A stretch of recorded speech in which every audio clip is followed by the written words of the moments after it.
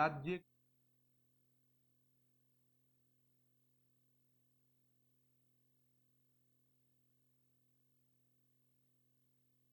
राज्य का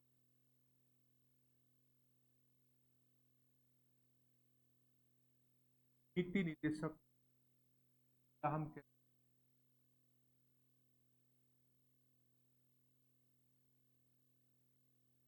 DPSP directive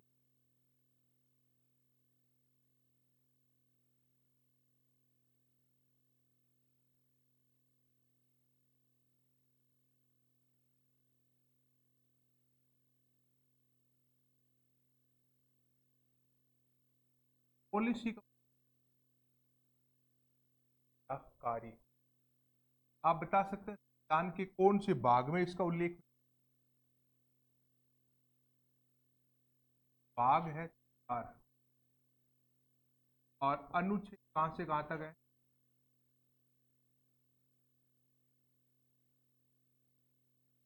यहाँ पर नीति दे सकते हैं। आप ये मान के सरकार की जो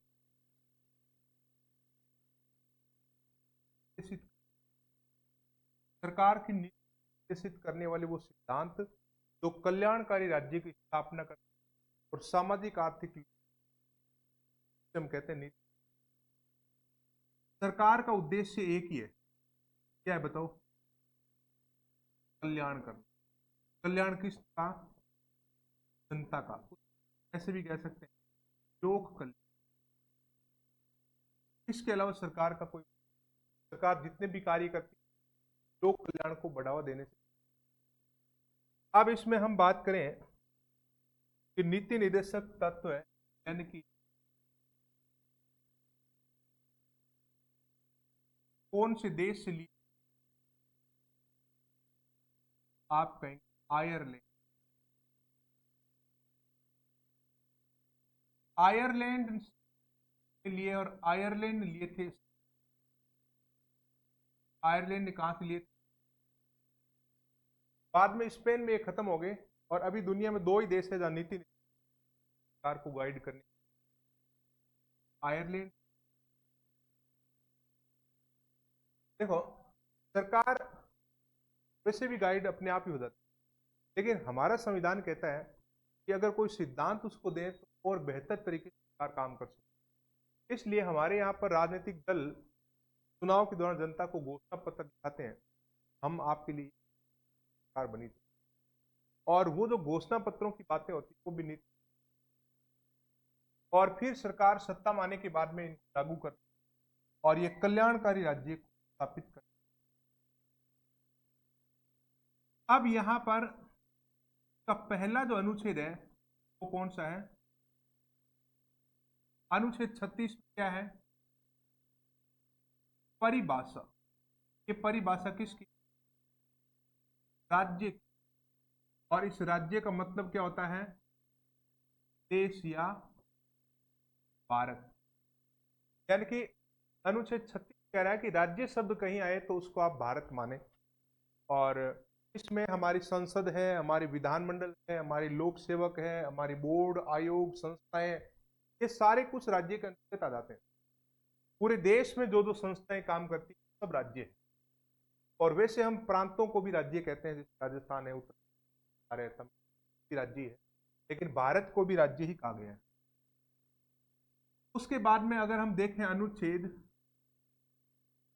37 आर्टिकल 30 क्या कह रहा है?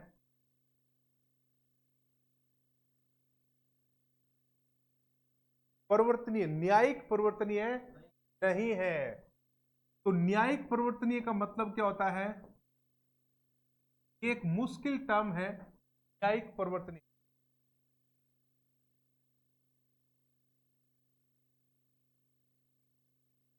कि नीति निदेशक तत्व है न्यायिक परिवर्तनीय नहीं है। जुडिशियल इनफोर्सेबल हम कहते हैं, नॉट जुडिशियल इनफोर्सेबल, यानी कि न्यायपालिका आदेश देकर इनको लागू नहीं करवा सकती।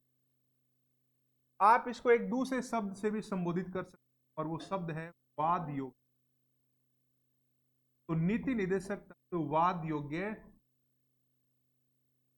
वाद योग्य न रखने के पीछे बड़ा कारण यह है, देश में संसाधनों का अभाव है और जैसे जैसे संसाधन बढ़ेंगे वैसे वैसे ये लागू होते, पानी, सड़कें, स्वास्थ्य, ये सब नीति निर्देशक, और इनके लिए संसाधनों की आवश्यकता पड़ती है, दौलत चाहिए, और वो सीमित है देश में, और सीमित होने के कारण कई बार संसाधन अगर कम मिलता है तो हमें करना पड़ता है। हम कोर्ट में नहीं जा सकते कि लाइट कट हो गई, सड़क क्यों टूट गई, बनवाइए दोबारा।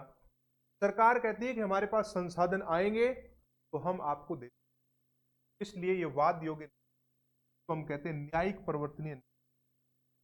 उसके बाद में आप देखिए अनुच्छेद 38 आर्टिकल 38 में क्या है, लोक कल्याण।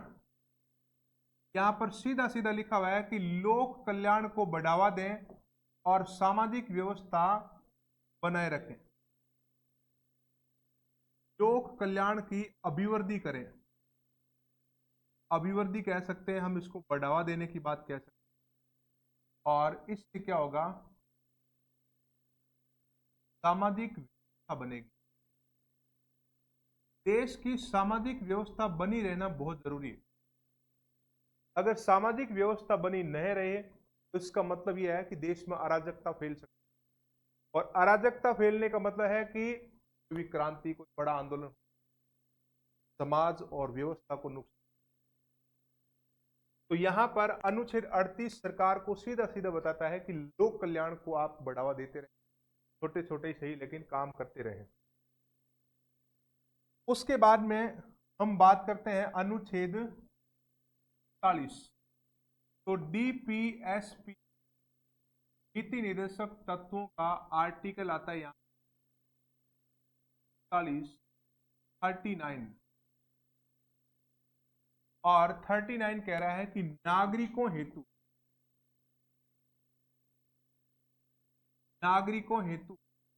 कुछ सुविधाएं आपको। अब कुछ सुविधाओं का मतलब है कि नागरिकों हेतु सबसे पहले आता है जीविका, यानी कि नागरिकों को जीविका के पर्याप्त साधन उपलब्ध करवाएं।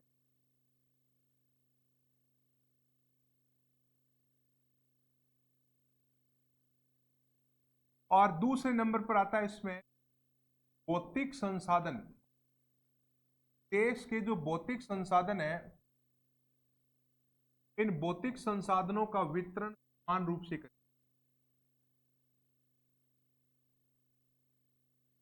समान वितरण, देखो जीविका के पर्याप्त साधन, यानी कि देश में नागरिक जितने भी हैं उन सब के पास अपने जीवन यापन के अनुरूप साधन होने चाहिए, गुजारा करने लायक संसाधन होने चाहिए, और इसकी जिम्मेदारी सरकार की है, तो क्योंकि संसाधन वही इस्तेमाल।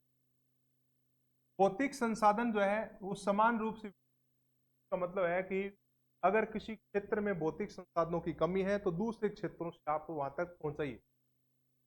जैसे मैंने कहा, हम राजस्थान के रेगिस्तान में रहते हैं, यहाँ पानी की बड़ी समस्या है, और फिर भी हमारे पास खूब सारा पानी है, क्योंकि नदियों का पानी, हिमालय की नदियों का पानी नहरों के माध्यम से है यहाँ तक। इंदिरा गांधी नहर परियोजना यहाँ तक आई है, तो भौतिक संसाधनों का वितरण ही तो है। इसी प्रकार से संसाधनों का वितरण सरकार करती है। और तीसरे नंबर पर इसमें आता है कि देश में धन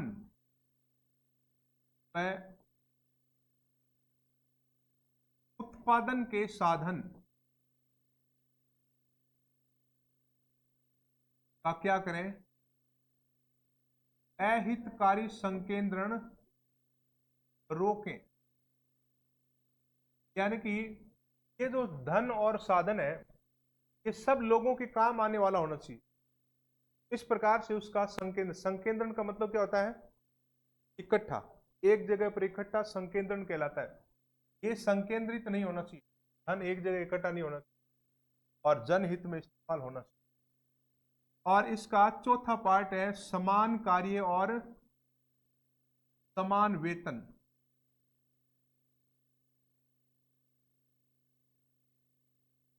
इसका मतलब ये हुआ महिला और पुरुषों के लिए काम अगर एक जैसा है तो वेतन भी एक जैसा। आपने कई बार देखा होगा महिलाओं को वेतन कम मिलता है, पुरुष ज्यादा मिलता है। ये भेदभाव किसी स्तर पर नहीं होना, सरकारी नौकरियों में या प्राइवेट काम करते मानता लागू। उसके बाद में आता है कि मजदूरों, हाँ, देश के जो मजदूर लोग हैं, मजदूर वर्ग और बालकों, इनके हितों का संरक्षण किया जाए।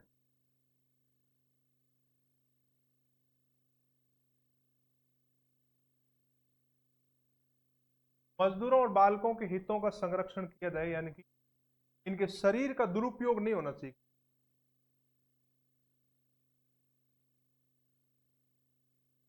और बालकों का बाल्यकाल, यानी कि एक बच्चे का बचपन अच्छा बीतना चाहिए। आपका बचपन अच्छा था, आप यहां तक पहुंचे। जिनका बचपन अच्छा नहीं रहा, उसका जीवन अंधकारमय है। इस सरकार कहती है, सरकार को ये संविधान कहता है कि बालकों के बाल्यकाल को, आपने देखा होगा जहां बड़ी कॉलोनियां होती, पार्क या किसी संस्थान में 10 से ज्यादा महिला काम करती है, वहां बच्चों की होनी चाहिए। तो इस प्रकार की जो एक्टिविटी, ये बालकों के बाल्यकाल का उसके बाद में इसमें आता है समान न्याय। न्याय जो है वो समान होना चाहिए और कानूनी सहायता निःशुल्क होनी चाहिए। निःशुल्क कानूनी सहायता, कानूनी सहायता निःशुल्क का मतलब है कि सरकारी वकील आपको फ्री में मिलेगा। लोग कौन सा वकील करते हैं? प्राइवेट। प्राइवेट ज्यादा अच्छा लगता है, सरकार की तो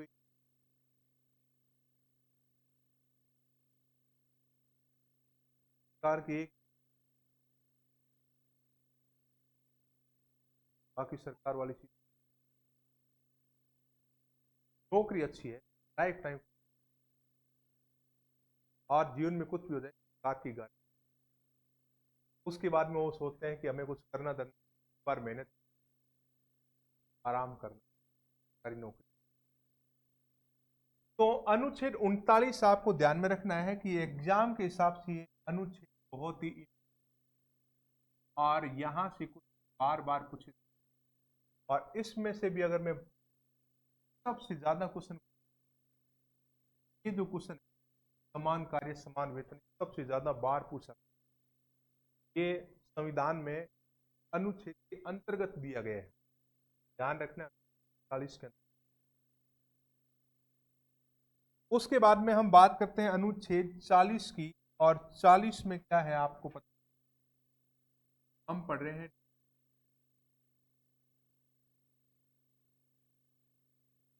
और इन तत्वों में आता है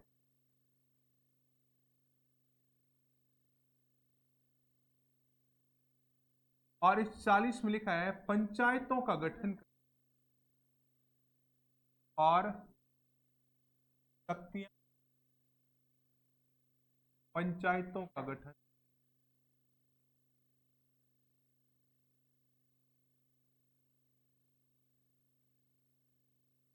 और पंचायतों को शक्तियां उपलब्ध करवाना जरूरी है। आपने पंचायत बना दिया और गठन कर दिया, लेकिन शक्तियां अगर उपलब्ध नहीं पाई, वो पंचायत कोई काम की। आप देखो, यहां पर आपके लिए दो चीजें हैं कि पंचायतों का गठन कब हुआ और उन्हें शक्तियां कब उपलब्ध करवाई गई। तो इसकी अगर हम बात करें तो पंचायतों का यहां गठन भी हो गया और उनको शक्तियां भी मिल गई।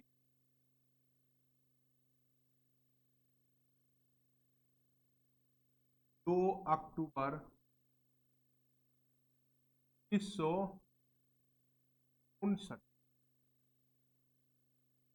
पंचायती राज की नींव पड़ी है नागौर में।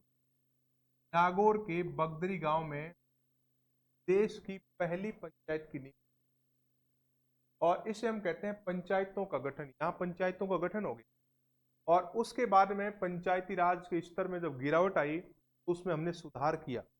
और गिरावट इसलिए आई क्योंकि उनके पास शक्तियां नहीं थी, शक्तियां बहुत कम थी।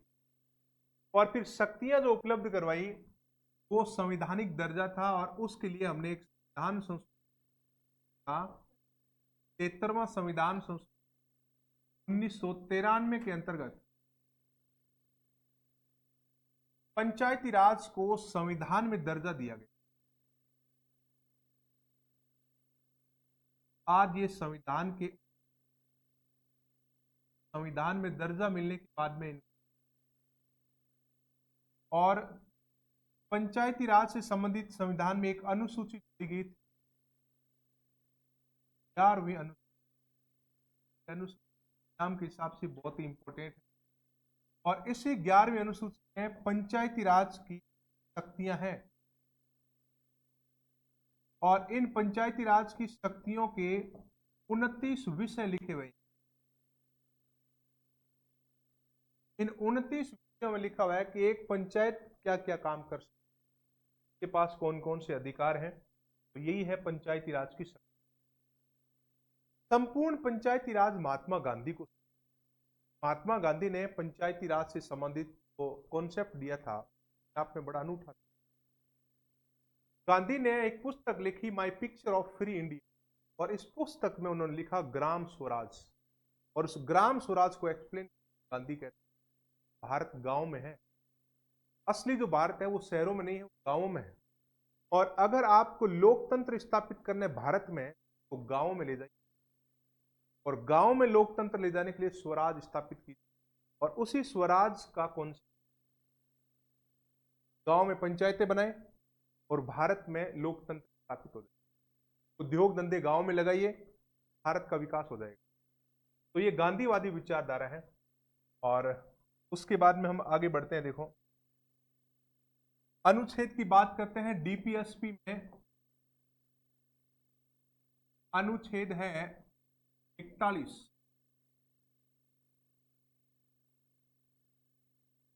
आर्टिकल 41। अनुच्छेद 41 में लिखा है कुछ अवस्थाओं में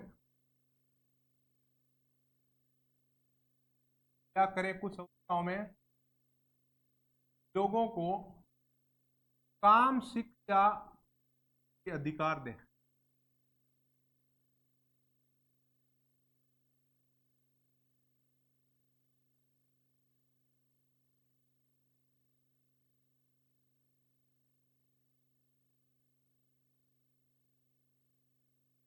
का मतलब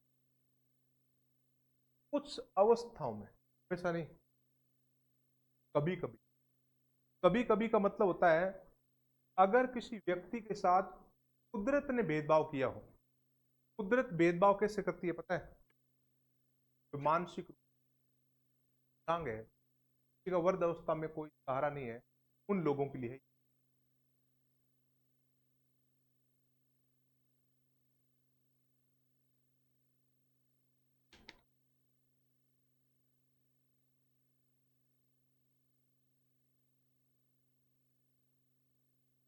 एक्चुअल में क्या होता है, भारत में बड़ी विविधता है कि लोग कुदरत ने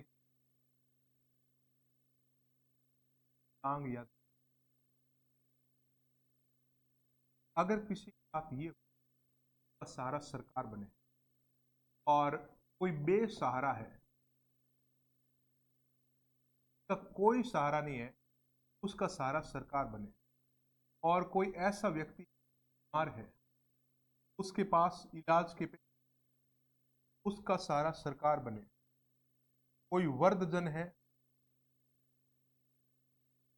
उसका कोई सहारा नहीं है, इन सब के लिए सहारा एक कानून 40 का कि कुछ अवस्थाओं में नागरिकों को काम, शिक्षा, स्वास्थ्य सारे अधिकार मिले। जो व्यक्ति खुद कर पाता है, जो सक्षम है, वो तो खुद ही कर लेगा, वो तो बहुत होशियार है। लेकिन जो होशियार नहीं है, मानसिक रूप से विकलांग है या शारीरिक रूप से विकलांग है, तो ऐसे लोगों को भी तो अधिकार है, वो भी तो देश का नागरिक है। इसलिए ऐसे लोगों को प्रावधान के खिलाफ कांग्रेस सरकार ने बड़ी वृद्धावस्था पेंशन पर बनी। सरकार वृद्ध आश्रमों को भी फंड, वृद्ध लोग रहते हैं, सारा नहीं है। सरकार बीमार लोगों को फ्री में इलाज देती है, जिसके पास अब बीमारी को ठीक नहीं है, खर्च नहीं है, तो उनका खर्चा। ये सारी चीजें 40 के आधार पर नागरिकों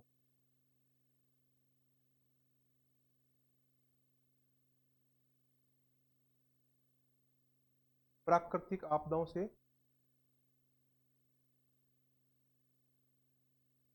उनके लिए तो प्रवास की सुविधा होती है ना।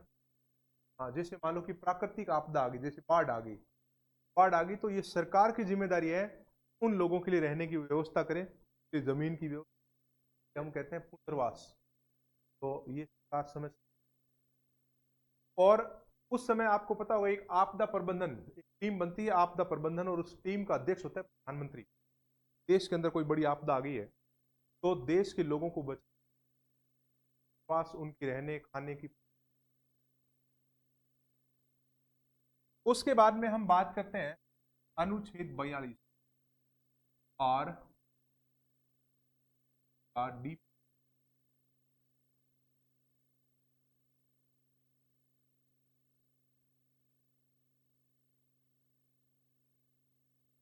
अनुच्छेद 42 कहता है, एक तो कामगारों की बात करता है, ये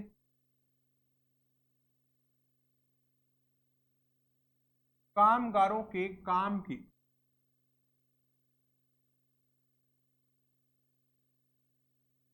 न्याय संगत और मानवोचित दशा में सुधार करें।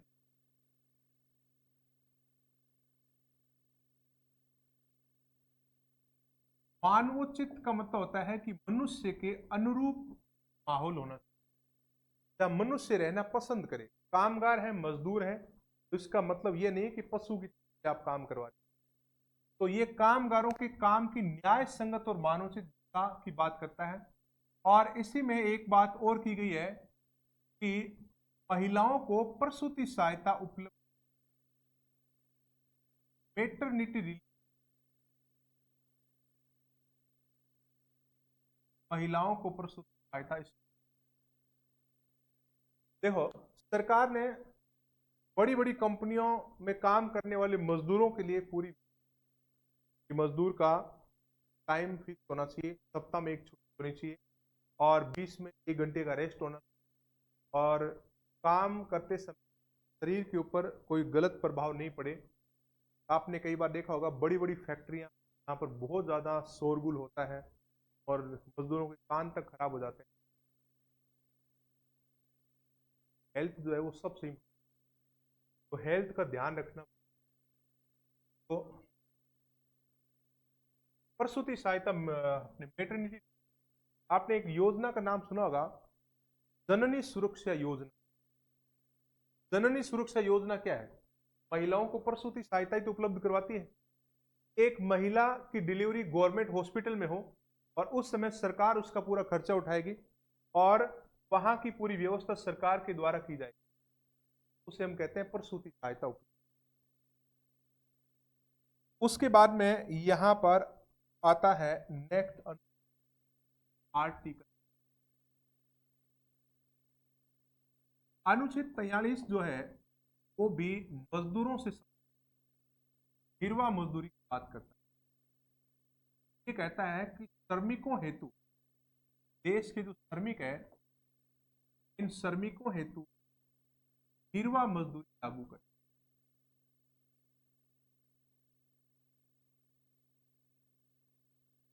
एक श्रमिक को इतना पैसा मिले जिससे वो अपना घर परिवार को चला सके, गिरवा मजदूरी।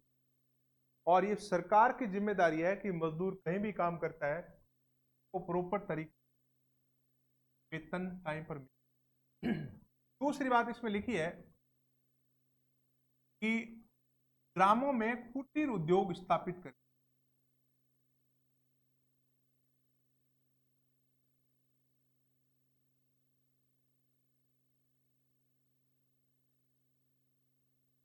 ये गांधीवादी विचार है। ये कौन सा विचार है? गांधीवादी।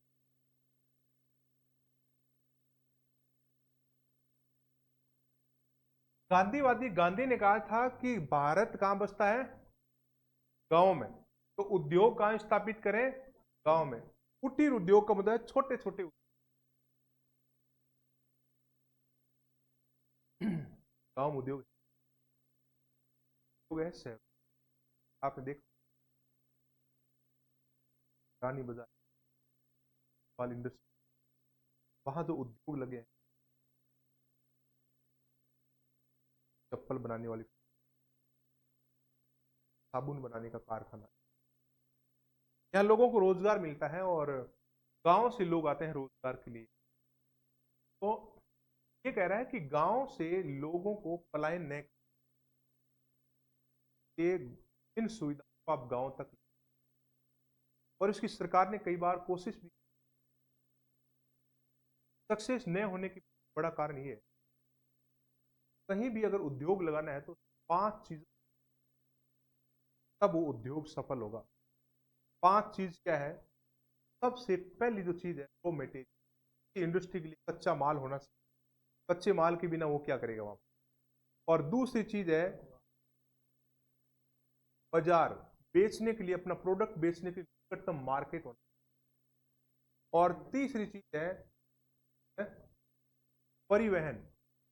परिवहन और सड़क कनेक्टिविटी होनी चाहिए, पक्की सड़कें।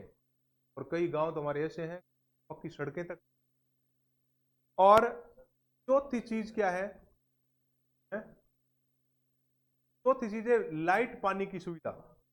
लाइट और पानी की प्रॉपर, बिना किसी इंटरप्ट के होनी चाहिए, एबाद आपूर्ति होनी चाहिए। 5वीं चीज सस्ती जो को चाहिए। 5 चीज अगर मिले तो वहां पर एक गांव में 5, आप देख लो गांव में अगर 500 चीज, क्या लाइट पानी प्रॉपर तरीके से है गांव में? लाइट तो जब जरूरत होती है तब एक कट, अब जो लाइट नहीं मिली। अच्छा, एक बार एक स्टूडेंट बोला कि हमने तो लाइट का बिल आज तक नहीं भरा ना, आपकी लाइट की कट। और देखो गांव में लोग लाइट की चोरी करते हैं, आपने देखा होगा प्राय कर गांव में। और लाइट वाला जब आता है ना, वो खड़े हो जाते हैं, हाँ इधर आ इधर आ, लाइट का बिल इधर आ, लाइट तुम काटते हो। वो कहते हैं तुम लाइट चोरी करते हो इसलिए काटते हैं। तो फिर वो कहते हैं कि तुम काटते हो इसलिए हम चोरी करते हैं। तो ये दोनों में इस प्रकार की बहस रहती है। और गांव वाले लाइट का बिल भरना नहीं चाहते हैं, और फिर सरकार जो है उनको लाइट देना नहीं चाहती। अब फिर वो क्या करते हैं, लाइट वो तारों में डायरेक्ट कनेक्ट काट। गांव में आजकल तो एयर कंडीशन तक लगे और फ्रीज बड़ी बड़ी, लेकिन क्या है, जब वो चलाने की बारी आती है तब पीछे कट जाता है। जब सरकार को लगता है इस टाइम में गांव वाले ज्यादा बिजली काट देते हैं, और ये बड़ी समस्या है। तो उद्योग कहाँ से लगे?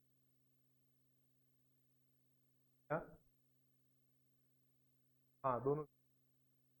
बाकी देखो समस्या तो है, गांव के लोगों में समस्या, और कुछ सरकार की भी सरकार को ये देखना चाहिए ना, चोरी कर रहे हैं ना तो करने दीजिए, आप एबाद आपूर्ति कीजिए उनकी, ताकि आपके उद्योग लगे, गांव के लोग शहरों की तरफ पलायन नहीं रखे करें और शहरों में व्यवस्था खराब नहीं हो। गांव से सारे लोग शहर में आ जाते हैं तो शहर की व्यवस्था कितनी खराब होती है आप, और ज्यादा बोझ बढ़ता है जनसंख्या का, तो वहां की साफ सफाई की व्यवस्था है, अपराध भी बढ़ते, और भी प्रशासन को भी दिक्कत। तो ये सारी चीजें गांव में होना चाहिए, और गांव का डेवलपमेंट होगा तो देश। इसलिए गांधी ने कहा कि कुटीर उद्योग गांव में होना चाहिए। उसके बाद में एक अनुच्छेद जोड़ा गया यहां पर, बाद में चेंज कर दान संस्था है।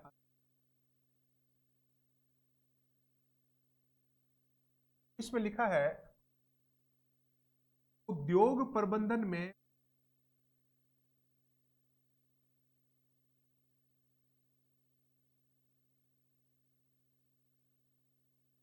कामगारों को शामिल करें।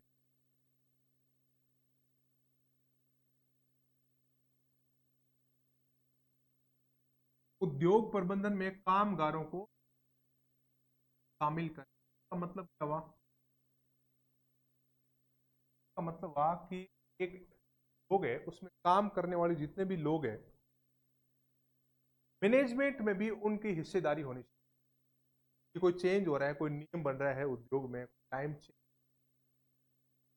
पहले उनसे चेंज कर, तो उसे हम कहते हैं तो प्रबंधन में कामगारों। और ये बाद में जोड़ा गया था, ये अनुच्छेद बाद में जोड़ा।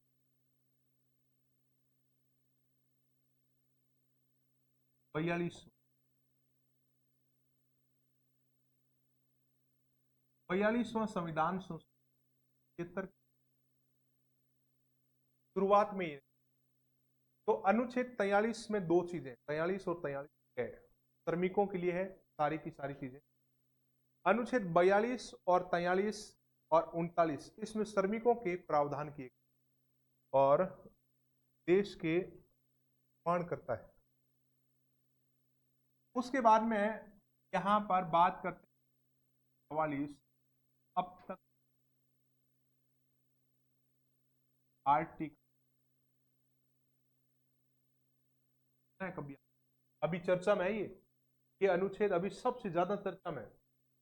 और ये मान के चलो कि जो चीज चर्चा में रहती है उसके क्वेश्चन ज्यादा आते हैं। उसे हम कहते हैं, तो लिखा है कि समान नागरिक का लागू। नाम तो सुना ही होगा आप, समान नागरिक लागू कर। अब इसमें नागरिक संहिता क्या होती है? यहां पर जो समान नागरिक संहिता है, नागरिक संहिता को इंग्लिश में यूनिफॉर्म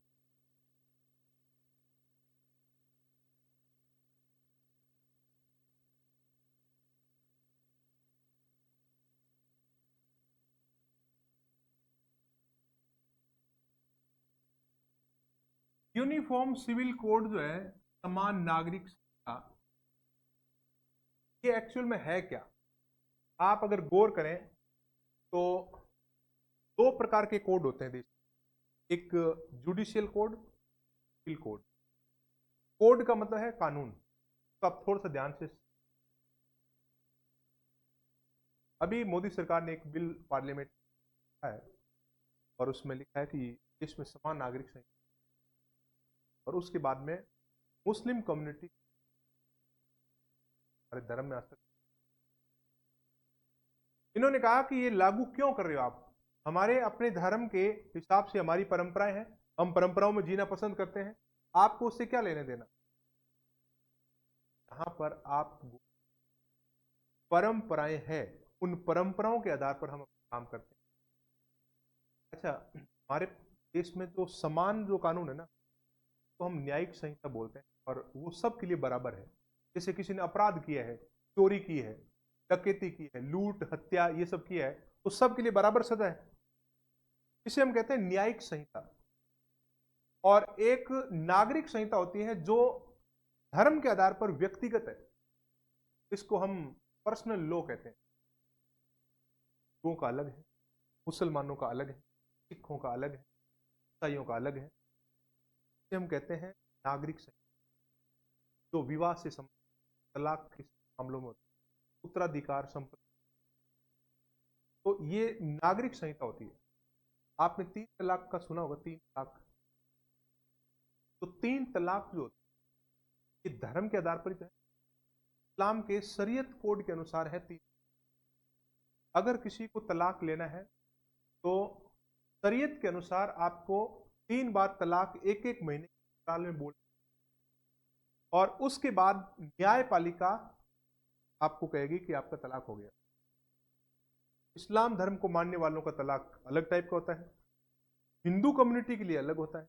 उसमें कहा जाता है कि 2 साल तुम अलग रहकर देखो, और अलग रह लिए तो फिर आपका तलाक। तो ये आपको नहीं लग रहा है भेदभाव टाइप का, अलग अलग टाइप का है?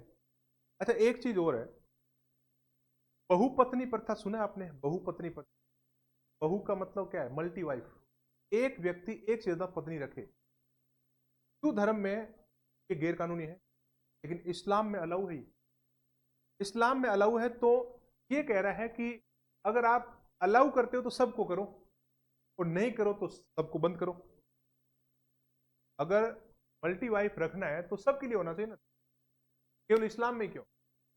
तो यहां पर ये समान नागरिक संहिता की बात कर रहा है कि ये कह रहा है कि देश में किसी प्रकार का पर्सनल कानून होने,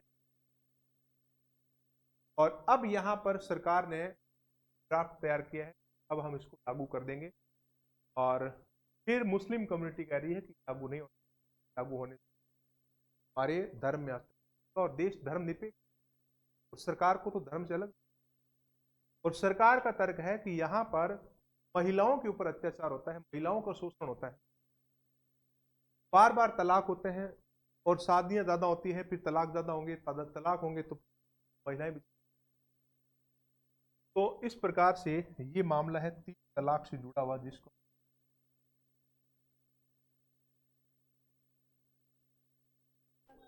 हाँ 3 तलाक को बैन किया है, लेकिन ये अभी लागू होनी है।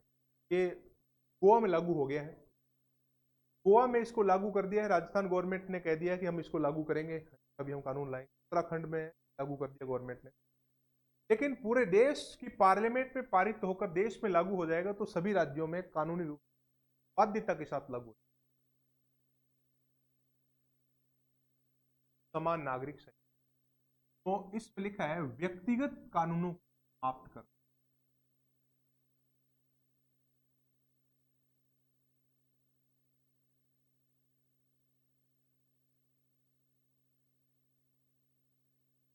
व्यक्तिगत कानूनों की, आपको पता होगा कि प्राचीन काल की जो न्याय व्यवस्था थी, प्राचीन काल की अगर बात करें तो इस न्याय व्यवस्था 2 प्रकार के जज हुआ करते थे। प्राचीन न्याय व्यवस्था में एक था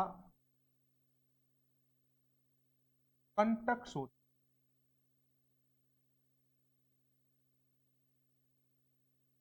और एक था धर्म। कंटक शोधन और धर्म स्थिय, प्राचीन काल में ये 2 प्रकार की न्याय व्यवस्था हुआ करती थी। और कंटक शोधन जो न्याय व्यवस्था थी उसमें फौजदारी मामले जो आजकल होते हैं ना, फौजदारी मामले, इसको आज के दिनों में हम कहते हैं फौजदारी। और फौजदारी में वो मामले शामिल होते हैं जो हत्या, लूट, मारकाट, इस प्रकार के जो मामले होते हैं सबके लिए समान होते हैं। वो प्राचीन काल में कंटक शोधन हुआ करता था। और एक धर्म स्थिर जज होता था, धर्म से संबंधित होता, और इसको आजकल हम कहते हैं दीवानी मामले। और दीवानी मामलों को सिविल मामले भी,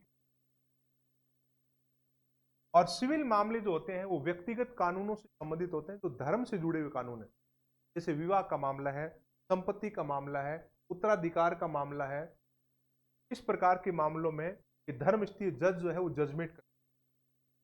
और आजकल हमारी न्याय व्यवस्था में धर्म स्थिर कोई धर्मगुरु को तो अपॉइंट नहीं करते हैं, एक ही प्रकार का जज होता है जो दोनों प्रकार के न्याय।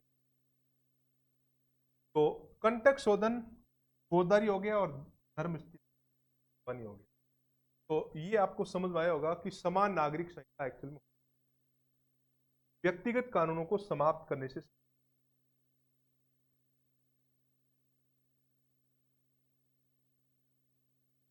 तो अभी इनको हम लिख लेते हैं, तो अपना लिखना स्टार्ट करें आप।